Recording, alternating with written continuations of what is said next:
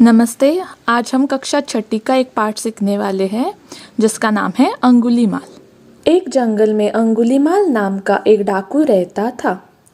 वह बहुत निर्दयी था। तो एक जंगल में एक डाकू रहता था और उस डाकू का नाम क्या था? अंगुलीमाल। वह बहुत निर्दयी था। निर्दयी यानी क्या? जिसके मन में दया ना हो ऐसा। वह जंगल से आने जाने वालों को पकड़कर बहुत सताता था। वह उन्हें मार डालता था। वो क्या करता था? जंगल में जो लोग आते जाते थे उनको सताता था, उनको परेशान करता था। सिर्फ परेशान ही नहीं करता था बल्कि उन्हें वह मार भी डालता था। वह उनकी अंगुलियों की माला बनाता था। उस माला को गले में पहनता था, इसलिए लोग उसे अंगुलीमाल कहते थे। सभी लोग उससे बहुत डरते थे और जंगल में नहीं जाते थे। वो लोगों को मारकर उनकी हाथ की जो अंगुलियां हैं उन्हें काटकर उनकी माला बनाता था और उस माला को गले में पहनता था। इस वजह से लोग उसे अंगुलीमाल कहते थे, अंगुलियों की माला पहनने वाला। वह इस तरह लोगों को सताता था, परेशान करता था, उन्हें जान से मार डालता था, इसलिए लोग उससे बहुत डरते थे। देखो यहाँ नए शब्द ये है, निर्दयी यानी जिसके मन में दया ना हो, ऐसा व्यक्ति जिसके मन में दया ना हो। और सताना यानी परेशान करना, टू ट्रबल। तो यहाँ से आपको प्रश्न कौन कौन से आ सकते हैं? देखो, पहला, अंगुलीमाल कौन था?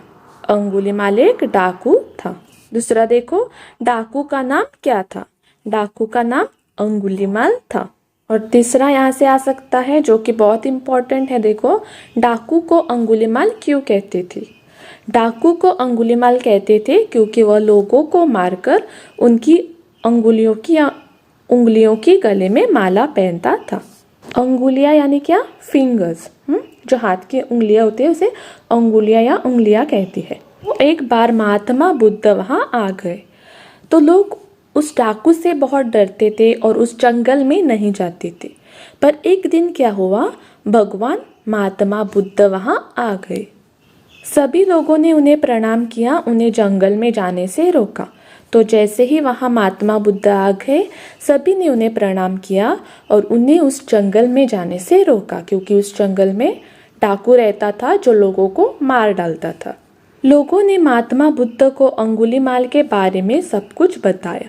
तो लोगों ने महात्मा बुद्ध को अंगुलीमाल के बारे में सब कुछ बताया, किस तरह वो लोगों को मारकर उनकी अंगुलियों की माला गले में पहनता था।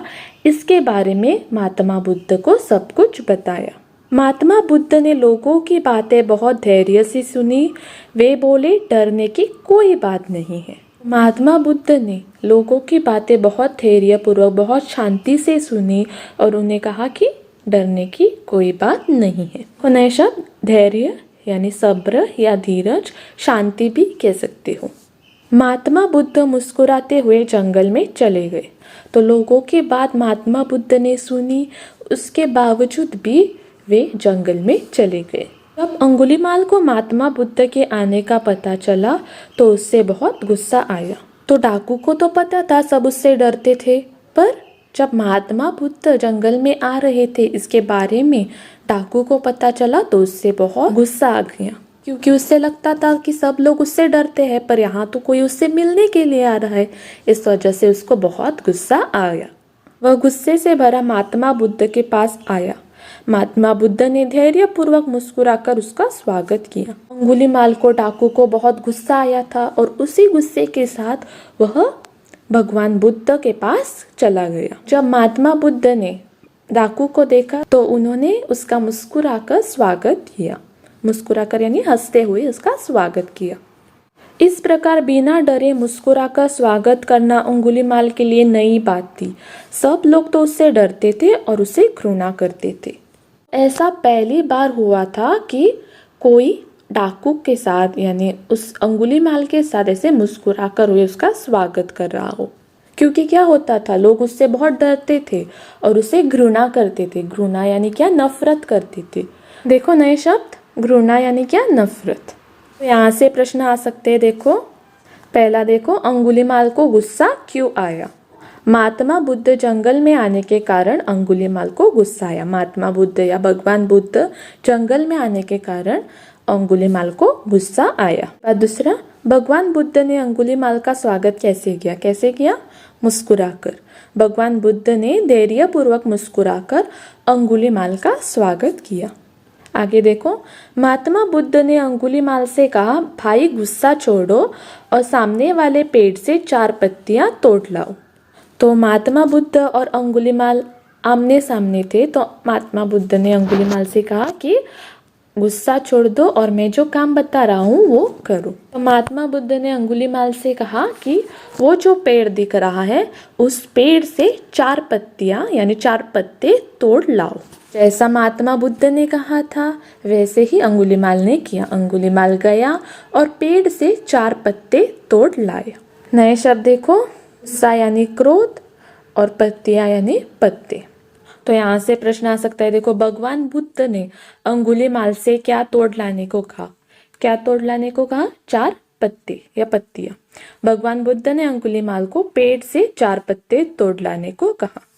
उसके बाद आगे, बुद्ध मुस्कुराए और बोले, इन पत्तों को जहाँ से तोड़ लाए हो फिर से वही लगा आओ। अंगुलीमाल गया, पेड़ से 4 पत्ते तोड़ लाया और महात्मा बुद्ध को देने लगा। तो महात्मा बुद्ध ने क्या कहा कि जहां से ये पत्ते तोड़ लाए हो उसी पेड़ पर जाकर उसी तरह उन्हें फिर से जोड़ आओ। अंगुलीमाल बोला, यह कैसे हो सकता है? जो पत्ता एक बार पेड़ से टूट गया वह फिर से कैसे जुड़ सकता है? जब महात्मा बुद्ध ने अंगुलीमाल से कहा कि जाकर फिर से उस पेड़ को ये पत्ते लगा आओ, तो अंगुलीमाल चकित हो गया। अंगुलीमाल कहने लगा कि यह संभव नहीं है, क्योंकि एक बार जो पत्ता टूट चुका है वह हम फिर से लगा नहीं सकते। बुद्ध ने उसे समझाया, तुम यह जानते हो कि जो एक बार टूट गया वह दोबारा जुड़ता नहीं, तो तुम तोड़ने का काम क्यों करते हो? जब तुम फिर से जोड़ नहीं सकते। पेड़ हो या अन्य प्राणी, सब में प्राण होते हैं। प्राणियों को तुम क्यों सताते हो? उन्हें मारते क्यों हो? तो महात्मा बुद्ध अंगुलीमाल को समझाने लगे, एक बार जब हम पेड़ से पत्ते तोड़ लाए तो हम फिर से उसे जोड़ नहीं सकते। उसी तरह मनुष्य का है, हम किसी की जान लेते हो या किसी को मार डालते हो, हम उसे पुनर्जीवित नहीं कर सकते हो। ऐसे काम नहीं करनी चाहिए जिससे लोगों को या अन्य प्राणियों को परेशानी हो। यही बात महात्मा बुद्ध ने अंगुलीमाल को समझाई। अंगुलीमाल महात्मा बुद्ध की बात समझ गया, वह उनकी शरण में आ गया और उनका शिष्य बन गया। तो जो बात महात्मा बुद्ध ने अंगुलीमाल को समझाई कि हमें लोगों को परेशान नहीं करना चाहिए, क्योंकि एक बार जो प्राण गए वो फिर से नहीं आ सकती, और यह बात अंगुलीमाल समझ गया और वो अंगुलीमाल महात्मा बुद्ध का शिष्य बन गया। शिष्य यानी क्या? स्टूडेंट। यहाँ नए शब्द दोबारा, फिर से, प्राण यानी जान, शरण यानी आश्रय लेना, पनाह लेना, शिष्य यानी चेला या विद्यार्थी, स्टूडेंट। तो इस पूरी कहानी में हमने क्या देखा? हमें कोई भी ऐसा काम नहीं करना चाहिए जिससे लोगों को, प्राणियों को या जिन जिन लोगों में प्राण होते हैं उन्हें परेशानी हो। लोगों को, प्राणियों को कभी सताना नहीं चाहिए। तो आज हमने अंगुलीमाल यह पाठ सीखा, उसी के साथ साथ हमने कुछ प्रश्न भी देख लिए। आशा करती हूँ आप सभी को यह पाठ समझ में आया होगा।